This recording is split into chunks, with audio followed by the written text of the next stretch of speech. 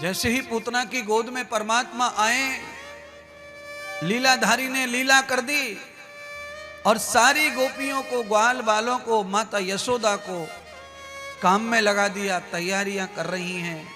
अकेली पूतना आंगन में खड़ी है, अपना आंचल उघाड़ कर आंचल मुंह में रख दिया। भगवान ने आंचल को प्रेम से पीना प्रारंभ कर दिया।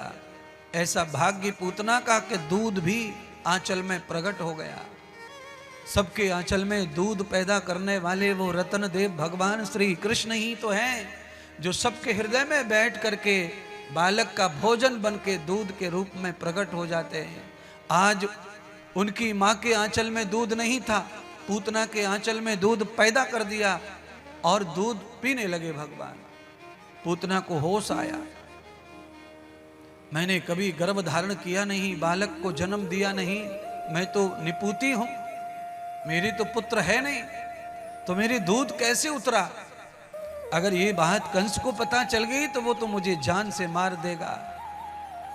मैं तो इसे मारने आई हूं और मैं हूं कि दूध पिला रही हूं। पूतना का विचार बदला, पहले मां जैसी थी, अब वो राक्षसी बन गई।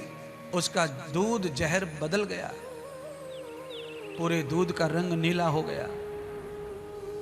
भगवान ने दूध तो पिया, जैसे ही भगवान को लगा इसका विचार बदल गया है, भगवान मौन हो गए।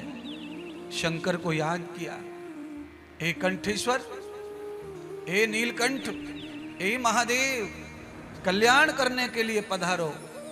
ये पूतना राक्षसी, ये कुलटा नारी पल भर के लिए मेरी मां बन गई है और एक पल इसने मुझे अमृत पान कराया है, इसीलिए पुत्र होने के नाते इसका कल्याण जरूरी करना चाहिए। इसलिए हे शंकर, आइए इस विष के साथ इसके प्राणों का भी हरण कर लो, जिससे इसको मुक्ति मिल जाए और ये कंस के चंगुल से बच जाए और इसे पापों से भी मुक्ति मिले।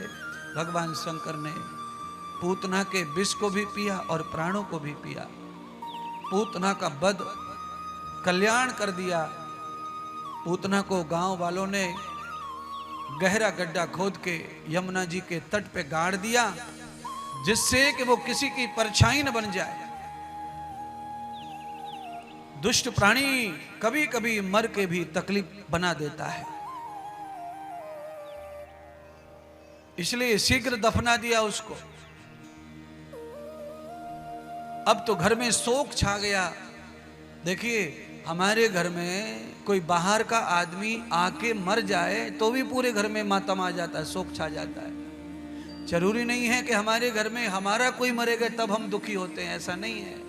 हमारे घर में अगर कोई आ जाए मेहमान और उसे भी डेथ हो जाए तो हमारे घर में खुशी चली जाएगी, हम परेशान हो जाएंगे। महल में सब परेशान हो गए गोकुल के।